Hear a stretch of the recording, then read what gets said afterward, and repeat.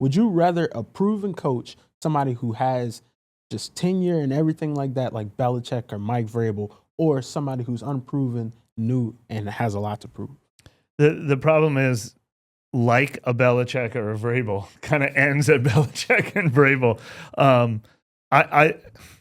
I think even those two guys are different. I mean, Vrabel would probably be number one on my list. The idea of Vrabel, I'd need to know what, I'd love to be in the meeting rooms and hear what he's saying, what his vision for this team is, what he wants to bring with him, how much he needs to revamp the front office, how he wants it organized, how much GM powers he wants himself. Does he want to choose his own GM? I mean, there's a lot of questions that come with him, but the idea of somebody who has proven he can lead an organization, take it to the playoffs, have that alpha personality that people follow, bring confidence into the room, all of that.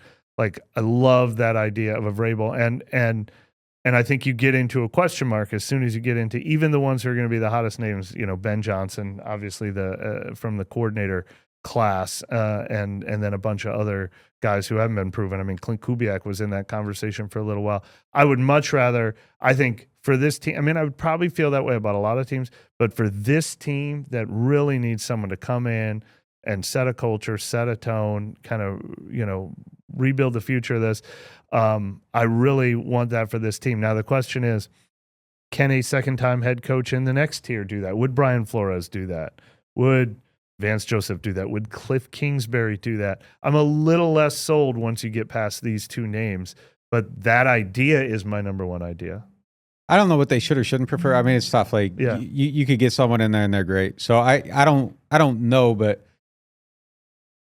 yeah, I mean, is someone wants somebody, if you can get Bill Belichick to be your coach, you take Bill Belichick to be your coach. Like, you just do, and you figure it out from there. Like, if you can get Bill, you get Bill. If you can get Vrabel, I think he's probably in the same class of coach. And I seen that man do the smartest thing I've ever seen done by a head coach. 2019 game.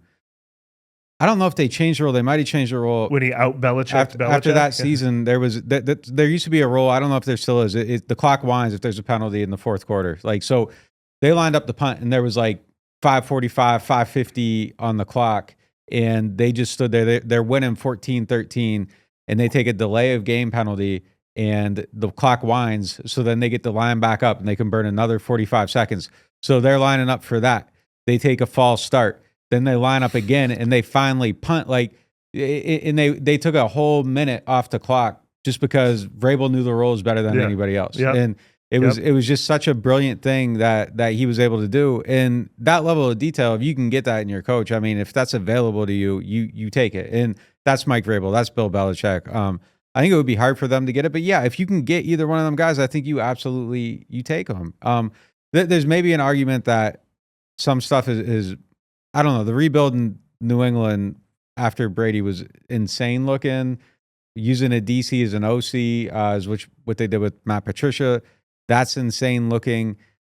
So I don't necessarily know how to gauge him, but I still would take Bill Belichick's mind over anybody else's mind. And if I have the opportunity to add him to my team, and if it ends up being wrong, so be it. Like, you're just starting over in 2 years anyhow, which you're probably going to be doing anyhow.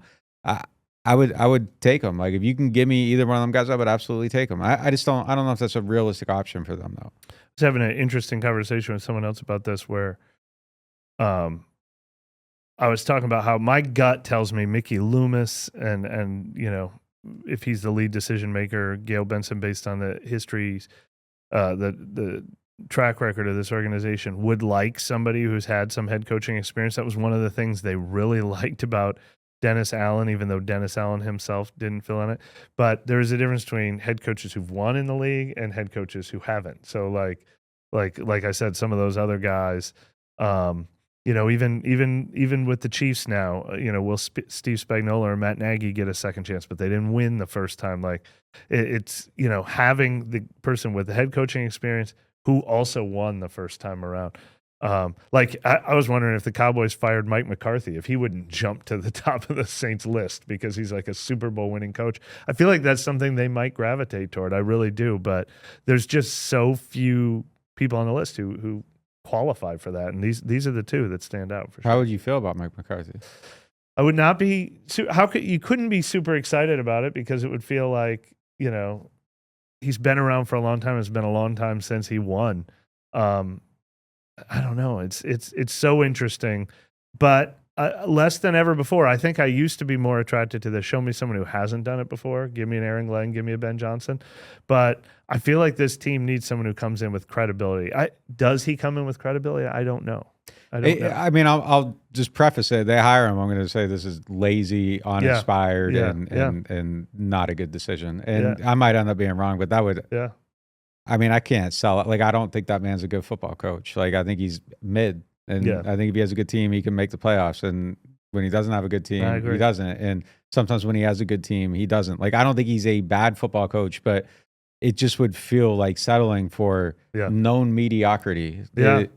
You have all the money in the world to go out and do something. And shout out to all my Nissan Altima drivers. I used to have them, but that's like buying a Nissan Altima. Like, you don't have to do that. And it's like, why are you shooting for that to be your cap? Like, it'll get you from A to B, and you change the oil, you keep it going, like, cool. But man, you can do better than that, and you got an unlimited budget. Like, you can. Like, I'd rather them aim higher and fail than play it safe just because they know what the floor is on this. Like, no, go get Aaron Glenn, and if you lose 15 games, I don't care. Like, I could rationalize that a lot more than just going for the guy that might get you 10. Like, no, man. Like, go with someone with a higher ceiling. The opposite extreme, the Oregon coach Dan Lanning reminds me of what you were saying. He came up with a rule that only he knew about this year in that Ohio State game, putting the 12 men on the field on purpose. And then they had to change the rule throughout the NCAA after he did it. So maybe he's the next Mike Vrabel. So maybe I've never seen Belichick more pissed. Like I think he was like slamming shit. Like he was furious. Like, he was furious on the sideline. And like, what can you do about it? It was brilliant. Like, it was absolutely the false start. Like, it was crazy. Like, just doing it twice. I think they did it twice and then punted back to back, and they were just it was just so smart. Yep. Mike McCarthy would definitely be a disappointment. If fans would hate it for sure. Yeah, I'm not trying to sell that. No, for sure. I understand the scenario you were talking about, but back to if you have the chance to get the best head coach in football history, you get him. But if you have to get Vrabel or a first timer, you explore those options fully. And I think if you get Vrabel, just described how he's Bill Belichick's student and he's learned so many things. If Belichick is still on the street, then you try to get him as some type of consultant or something like that to add his wealth of knowledge on top of what you already bring to the table. And if you can't do any of those, then you go get somebody. At top of my list would be an Aaron Glenn type guy who can just create a culture in your locker room to help foster growth and just a new era. I think a new era is very important out here going forward. And look, Vrabel, he has the Ohio State connection between Chris Olave and Mike Thomas and Pete Werner. But Belichick, I just think the length of time that he's been in the league compared to the length of time that Mickey and them have been in charge, like, I don't know how that would really work out. So interesting to see. The coaching search is going to be a very exciting time, though. A new time, seems like, for everybody. So, yeah.